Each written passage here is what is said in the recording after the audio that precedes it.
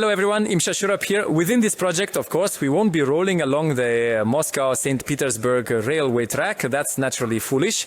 But nevertheless, we face several tasks, visiting some abandoned lines, some tram tracks and so on. That is to say, to ride around as much as we can. And probably until the police catch us. Honestly, I find it very hard to classify this. It's probably a safety violation for being on the tracks, but that's not the point. So our tires have completed two road tests. Well, our task for today is to really push this railcar to its maximum speed. The electric train just left that way and we're about to head off in the same direction. I'll cover all technical safety aspects once we get going, and you'll see we've seriously thought everything through. These are the final moments of preparation, fueling the draisine, or rather fueling the engine itself. And now we are already setting off on the main road. We will be measuring our speed based on the readings from the GPS test application. There's an application like that, and it shows everything quite accurately. It is currently loading up for me. My GPS is already switched on, and everything unnecessary has been turned off. Well, right now, our current speed is 0. So that is exactly what we will do.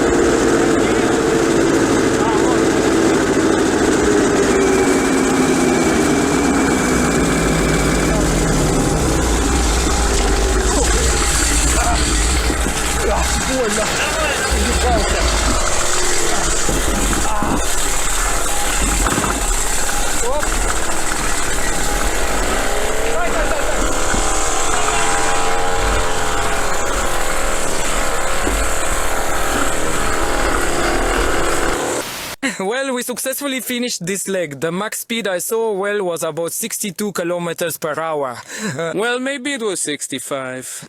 Maybe, but the point is clear that on these tires 60 is basically a theoretical and practical limit. Naturally, it's better to drive them at around 40 maximum, right? And to have a 20-point safety margin. After all, the wheels are plastic, so well, it's clear they might fall apart.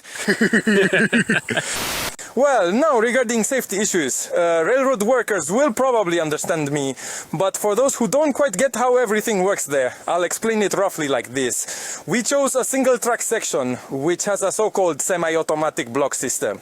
What's the essence?